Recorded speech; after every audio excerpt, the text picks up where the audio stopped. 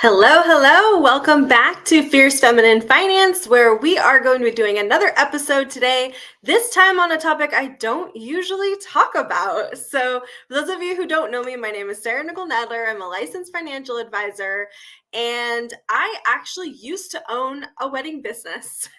I think a lot of people these days who connect with my brand aren't aware of that, but I actually built and sold two successful businesses before I was 30, and now I am a financial advisor and money coach for businesswomen. I help women like you become financially free. So the very first business I ever built was a residential cleaning company, which I sold and actually lived off the sale of that business and backpacked through Mexico and backpacked through the United States and did a lot of wonderful pro bono work and volunteer work for many, many years. Then I just happened to get ordained as a minister. Hey, Tanika, it's good to see you.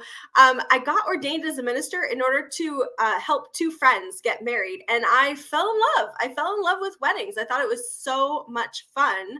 And so it actually ended up over the next 17 years since then. That was 2008. I've done over 300 weddings since then. So at first it was just a hobby and it was just a volunteer thing and I didn't charge for it. And then over time, I actually got really excited. I ended up creating a professional wedding business, and that was my full-time business for a number of years. And so at the very end of 2019, I sold my wedding business. Thank goodness, because COVID hit the next year. So that was like really good timing. I didn't intend it to be that way at all. But I was very interested in that time in going back to school. I had never been to college up until that time. And I really wanted to go back to school and become a financial advisor and help other women to build businesses, because there I was in my, just about to hit 30, and I kept having women ask me like, wow, you've built two businesses, how did you do that? And I really just wanted to help other women do the same, right? So anyway, that's my story of why I have become this sort of like financial advisor who happens to know something about weddings. But I have helped plan more than 300 weddings, and since selling my wedding business, I've helped over 100 other couples to work on budgeting and build an actual roadmap to financial freedom. So I'm very familiar with wedding planning. And more specifically today, I want to talk about what wedding planning looks like when you are creating a budget around it, right? And let's just be honest, most women, when you start planning a budget or when you start planning your wedding, your budget isn't really where you start, right? Let's just be honest. Like, you probably jumped on Pinterest and started creating a bunch of pin boards about the gowns you love and the flowers and the venue, and like looking at all these images. Or maybe you went to the grocery store and you saw like a wedding magazine. You're like flipping and clipping, as I call it, right? So most of the time we kind of start with the vision, and we get this really, really elaborate vision of what our wedding day will look like. And then we try to figure out how to fund that, right? I want to take a slightly different approach to wedding planning, and talk a little bit about how we can develop a healthy relationship with money before your wedding.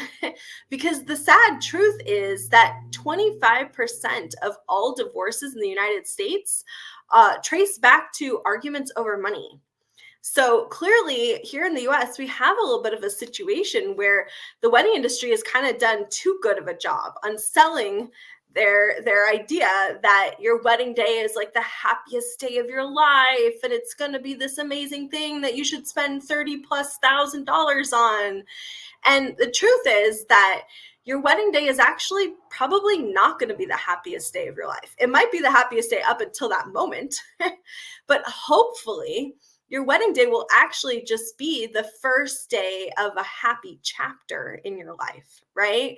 So if we don't take into consideration that whole chapter that you're starting, including wanting to start a family, maybe buying a home together, planning for retirement, planning for a lifetime together, if we don't really take that holistic approach, then we end up making a lot of mistakes in the way that we fund a wedding, right? We go into debt. I've had couples who came to me and said that they filed for bankruptcy after their wedding because it was so expensive, and they kind of just let it all spiral out of control. Oftentimes family influences that a lot, right? Like you have pressures on you, societal pressures, the desire to, keep up with the Joneses and stuff like that.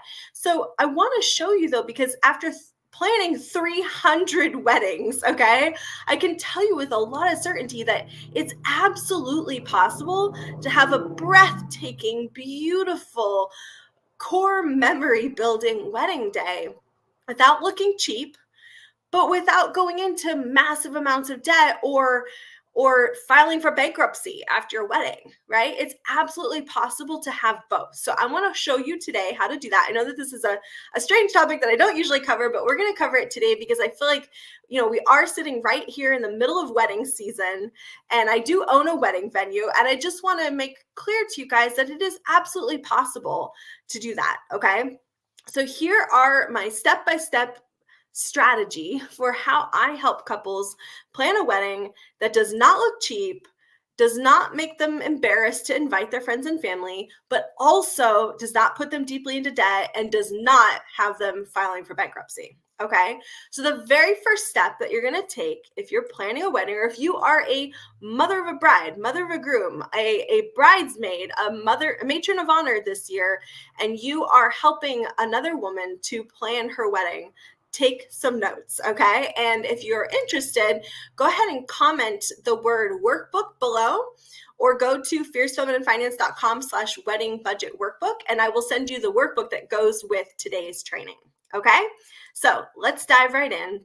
The first thing you're gonna do is you're gonna take a realistic assessment of your existing available funds, okay? So I know parents who have been planning their child's wedding day since they were a kid, and they have like an actual savings account somewhere of money saved towards this activity, right? I also have clients who want to save towards their kid's wedding day, and so they have opened an IUL, right? An indexed universal life insurance policy, or other, like a high yield savings account. Like I have clients who are actively saving towards their children's wedding day. So that's the first step, is just make an assessment of what funds already exist for this, if any. Okay. Now, I will say that while it's traditional for the parents of the bride to pay for the wedding completely, that custom has definitely faded over time. And it's becoming increasingly common for couples to pay for at least half of their own wedding expenses on their own. So if you've been hoping that your parents have been saving for this and you find out they haven't, don't let that color your conversation with them, okay? Like, just realize that that was really fashionable back in the day, but in the last few decades, it's really become less and less common. So they're not betraying you. They're not doing anything weird by not having saved tens of thousands of dollars for your wedding, okay? It's actually becoming pretty normal. So the first thing, like I said, is just do a realistic assessment.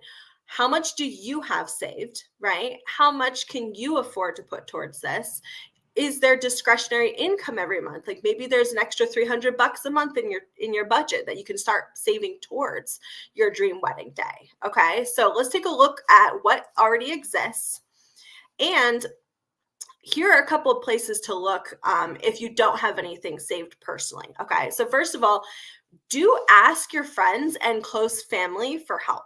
All right. You will be surprised at how many times I have heard from brides or heard from their family members when I was planning their wedding that they actually felt insulted that the couple didn't ask them for help. All right. In fact, I had that at my own wedding. My mother-in-law, we kind of like mentioned to her that we were planning the wedding, and we didn't ask her if she wanted to give us anything because she was, living on Social Security and not like super wealthy. And then later on after the wedding, she literally came up to me and she's like, this is beautiful. I love it, but I really wish you would have asked me because I totally wanted to pay for your dress. And I was kind of sad that you didn't ask me. And I was like, first of all, I don't know how she thought I could have possibly known that. Like, I'm not telepathic, right? How would I know that she specifically wanted to pay for the dress? I don't know. But even still, it goes to show you. And again, that's a conversation I've had with multiple brides over the years, that their family actually expressed being offended that they didn't ask for them to help financially. So definitely don't think that you're doing something rude by asking. The right way to ask, of course, is to be polite and respectful and ask if they wish to contribute. Don't assume that anybody will want to contribute or can, right? but it's still a really big deal to some family and even close friends. If you have a godparent or a really dear best friend, it might be a good idea to just ask them if they were hoping to contribute, okay?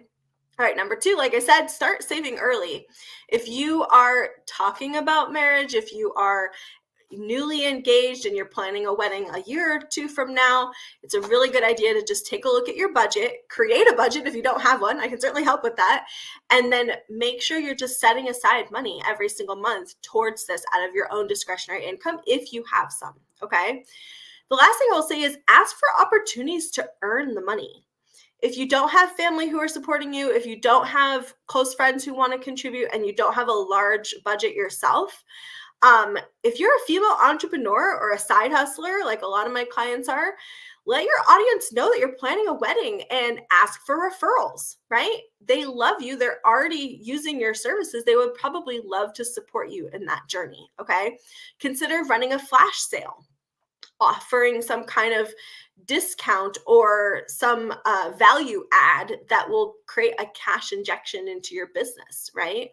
If you're more of an established business owner, consider informing your team that you're planning a wedding and ask them for support emotionally as well as with making quotas in the business. I've had success with clients when we offered like a profit share or a bonus system if they help the owner to meet a certain quota.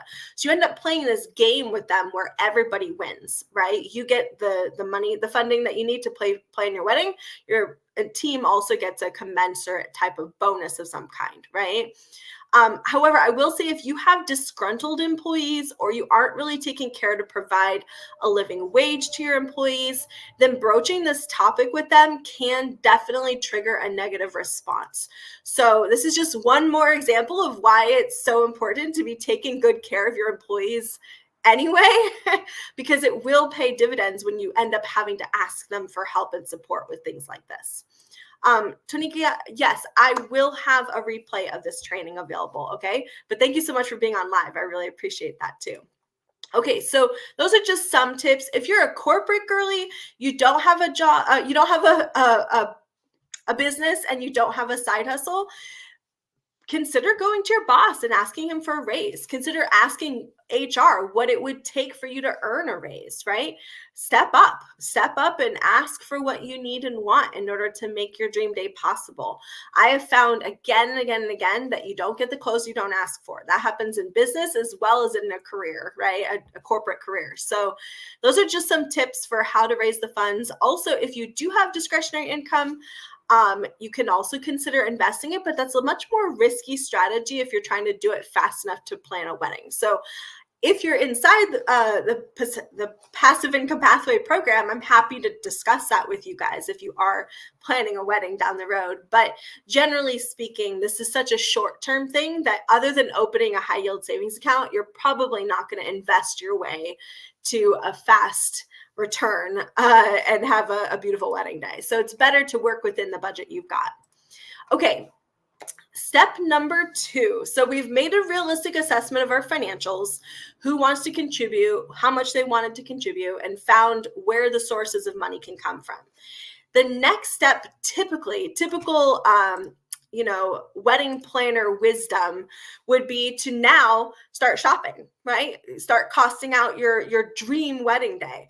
But I, again, want to caution you that we should be building a healthy relationship with money even throughout your wedding planning process, okay? So I'm going to encourage you to do one step before you start costing out and creating this whole huge vision of your wedding day is really ask yourself this hard question, okay? The best way to plan your wedding budget, or the best way to plan a wedding, period, is actually not to plan the wedding at all, but instead focus on planning your life together. Treat this day as what it is. It's not the happiest day of your life. I said that earlier, right? This is not going to be the happiest day of your life. It's actually just the first day in one of the happiest chapters to come, right? So sit down as a couple and decide, what do we want over the next year? what do we want our marriage to look like? Do we want to buy a home together? Are we hoping to do some investments together? Are we, on a journey towards financial freedom together? Do we want to start a family? All of those are large financial decisions, and we may decide that a smaller wedding, which is still beautiful and doesn't look cheap, but is small, might be a better fit for you than a huge lavish wedding where you blow all your savings and all your discretionary income for the whole next year, right? Or 2 years. So it's a question only you can answer. I've definitely had couples who came back to me and said, yes, we aren't planning to start a family. We don't really care about owning a business. We're happy where we live, and we really do want to splurge on this big day. And that's totally okay. This is a no shame zone, right? I say that all the time on Fierce Feminine Finance, but this is 100% a no shame zone. If you want to go splurge, you deserve it. You earned that money, right? But I do just want you to take one step backward, right? Slow down to speed up sometimes. You take one step backward, sit down together over a glass of wine or a hot date or something fun where we can make this an upbeat activity, right? But sit down together and really dream about the next chapter and not just the next day. That way you can look at all the money you have, all the assets, all the gifts that people are willing to give you, and determine the best course of action for that lump of money, right? Maybe we're going to put some of it into the wedding and more into the honeymoon. Maybe we're going to keep a very small wedding and do a staycation honeymoon and buy a home, right? So just set your financial goals together as a team and start building that healthy relationship with money from day one, okay? All right, I've got quite a few people on live today, so I'm going to say hi really fast. Hey, Tunisia. Who else is here? Oh, hey, Bailey. It's great to see you guys. If you have questions on this topic of how to plan a wedding, how to budget for certain things in your wedding, comment below and I will definitely make sure that those questions get answered before I jump off today, okay? So we did step one, which was do a realistic assessment of how much money you have. We did step two, which is set your financial goals for the next 3 to 5 years, not just one day, right? What are our financial goals in general? Now let's take a look at wedding theme, wedding size, wedding location. And this is very key because the total cost of your wedding is going to be mainly influenced by factors like location, how far you have to travel, time of year, so like what season you're in, as well as number of guests and your wedding style. All of those decisions will make a huge impact, huge, and to the tune of tens of thousands of dollars in some cases. Just changing one of these factors can have a huge impact on how much you end up having to spend on that wedding. So again, this is where we sometimes have to meld your dream of the big day with what you can realistically afford, right? And the best way to do that is to actually get really creative about it. Instead of looking at this and going, well, Sarah's just saying a big no to me, right? If you're one of my clients, you know that I rarely say the no word. Instead, I say, let's figure it out, right? Like, let's work it out. So if your dream is to have a destination wedding, well, that is going to cost more than a wedding you have like down the street, right? But if that's your priority, right? This is all around just setting priorities financially. So if that is your priority, then maybe we have a small destination wedding where it's just you and a couple of friends, right? And then we record that and blast out the recording to the other 200 people you wish could have been there, right? If your dream is to have a wedding in the dead of winter, well, that's probably going to require an indoor space, whereas a summer wedding or a spring wedding could have been outside and cheaper for that, right? So thinking how location, distance to travel, time of year, number of guests, and wedding style, how these 5 factors can impact that budget. Okay. And again, you can work with a wedding planner to figure this out. You're welcome to reach out to me. I do a free wedding budget planning session for couples. So again, you're welcome to work with me on creating that budget, but just think with these 5 factors and how they are going to impact your budget. Okay. So let's say we've done that. We now have a realistic budget. We have contributions from friends and family. We have an idea in our minds of what our priorities are in terms of our finances. And we have some idea of what this theme for the wedding is and how that's going to look in terms of location, season, etc. So now you're ready to do the super fun part, which is getting quotes and creating an estimate for your budget, starting with your venue. The venue should always be the first vendor that you hire because, again, which venue you pick will impact so many other choices down the road. First of all, some venues are exclusive when it comes to vendors. That means that they do not allow you to just go pick whichever caterer you want or whichever photographer you want. Sometimes they have preferred vendor lists, which is just here's what we recommend. But other times they have hard and fast rules around what you're allowed to do and what you aren't allowed to do. So it's usually best to pick your venue first. Now, I'm not going to say this just because it's mine, but the Pemberley Farm is our wedding venue, and it was absolutely built in order to help couples to create a healthy relationship with money by not overcharging for a wedding venue. So if you are interested, if you're around here in the Kansas City area and you're interested in learning more about our wedding venue, it's thepemberleyfarm.com. Okay. Now, so let's say you've picked your wedding venue. The next thing you need to do is find vendors who don't suck. Okay. So I'm going to give you a couple of tips. And I will say as well that the wedding budget workbook that I mentioned earlier has a list of red flags to watch out for. So if you are in this process right now of picking your vendors and you're trying to stay within a budget, it can be so tempting sometimes to pick vendors who don't really know what they're doing. This is kind of like they're still building their portfolio. That's totally okay. All right. It's totally okay to save on cost by picking someone who's kind of new to the industry, as long as you know what red flags to watch out for. Okay, so that's what this wedding budget workbook will help you with. Highly recommend you go ahead and download that if you are planning a wedding or if you have a friend who is doing this activity right now currently. So let's go through my step-by-step process of how to find vendors who don't suck. The first thing I will say is introduce yourself to vendors. Go to Instagram, check out their portfolio, start a genuine conversation with them, and really get to know them. I like to choose artists or professionals who have a proven history of excellence in the industry and who have the same artistic taste as the bride. Okay. So you might find like an amazing hair and makeup artist who's just absolutely fabulous, but her taste in makeup is not what you're looking for.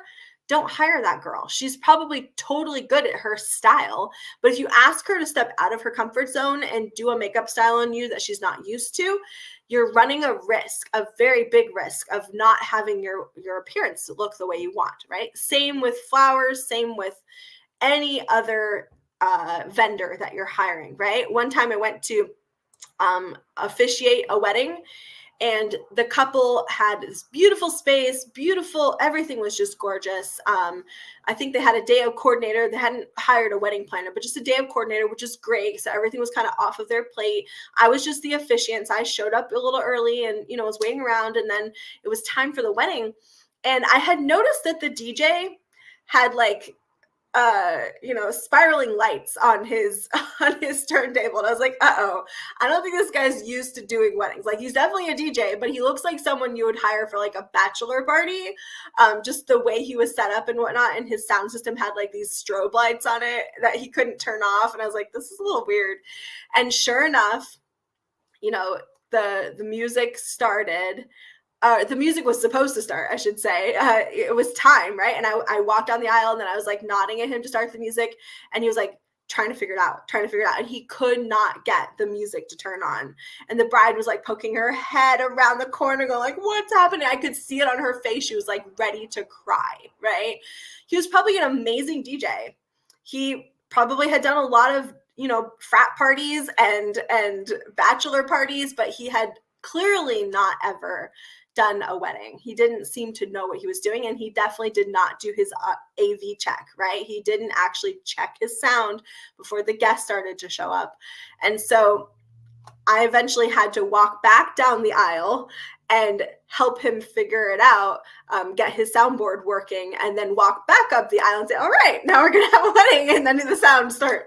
Oh man, I felt so bad for that bride. So again, I'm not trying to share like my horror stories with you to scare you. I'm just trying to make sure you understand the importance of hiring true professionals and artists, but also artists and professionals who have a history of excellence in the wedding industry. So if you have like amazing brand photographer who happens to be your friend and she's never done weddings before, you're taking a little bit of a risk having that person instead of a actual wedding photographer, right? And same goes with every other vendor. Okay, I'm not picking on just one. Now, I will also say tip number 2, meet face to face with your vendors. You're going to get a lot more of their personality, how they work, what their communication level looks like by meeting with them face to face. If it's not possible to do it in person because you're having a destination wedding, ask them to do a Zoom with you, right? Zoom video is very common these days. Most people can figure it out. So I would definitely recommend that kind of face-to-face time with someone, not just a phone call, but a real face-to-face before you sign a contract, okay? Number 3, consider what other added support you may need at your wedding. Like everybody knows that they need a photographer and they need an officiant and, the normal ones, but think about it for a second. Do you need a day of coordinator? If this is a large wedding with more than 100 guests, maybe consider having an on-site assistant that day. Okay, so if you have it in your budget, it's a good idea to add in a little bit of extra help and support for you and whoever else ends up helping you plan your wedding. And lastly, I will just say, make the day about you. A wedding planning professional is there to make things come off of your plate on the wedding day. So if you do have room in your budget, I highly recommend having a day of coordinator, having a wedding planner, and really finding people who know what they're doing, who will take hats off your plate. Because too many times I've seen brides who, in an attempt to save money, decided to put all the hats on her own plate. And then she ends up just being hostess all day long and not the bride. She doesn't get to relax. She doesn't get to have her hair and makeup done because she's too busy running around trying to serve hundreds of guests, right? And make them all feel welcome. So even if you're on a very tight budget and you can't really afford to have a day of coordinator or a wedding planner, ask a really good friend, a cousin, a dear aunt, or someone that you know and trust who's a little bit OCD around organization. Ask them to be your girl Friday on that day, okay? And really allow the day to become just about you enjoying the day and not having to be on all day long, okay? So one of my favorite quotes is, the best preparation for good work tomorrow is to do good work today. One of the best ways to reduce costs and increase your budget so you have more money to work with is to have a small ceremony or elopement now, followed by a larger celebration in a year or two when you've had the time to save up, right? I've seen quite a few couples who did a nice, cute little elopement or a mini wedding, right?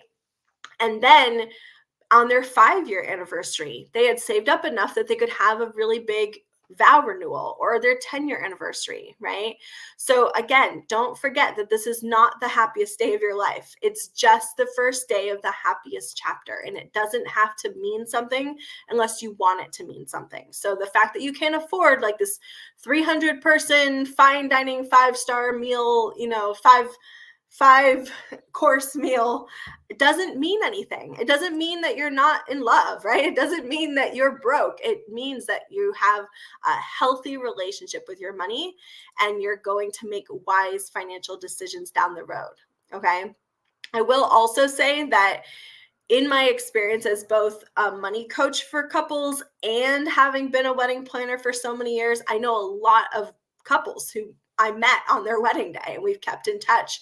I can tell you right now that how you treat each other during the wedding process is the same way you will end up treating each other at the next high stress situation in your relationship. Okay. So if you fight like cats and dogs throughout the wedding process, you're probably going to fight like cats and dogs over parenting choices and over taxes. And the next time, one of you loses your job, or, your stock market takes a hit and you lose your 401k, like, life is messy. Okay. Life is messy. And so when you can develop this healthy relationship with money throughout your wedding planning, and you can develop healthy ways to communicate with each other about money and about your choices for a wedding day, the more you can develop that now early on in your relationship, the better off your relationship is going to be. Okay.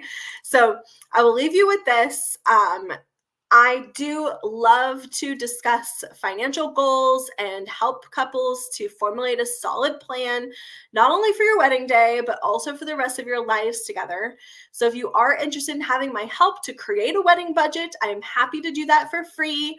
And all you have to do is just comment the word wedding below, and you'll get a free 45-minute wedding budget coaching session with me. And we will talk about what your wedding goals are, what your financial goals are for the next 3 to 5 to 10 years, and actually put a plan in place that just makes sense. And I will share all of my wisdom from having planned over 300 weddings so you really feel confident that you can have the day that you want. Okay? Thanks so much, you guys, for letting me talk about this topic. I personally love weddings, and I'm really happy to have had an opportunity to do this episode today. I will talk to you all in the next week. Bye.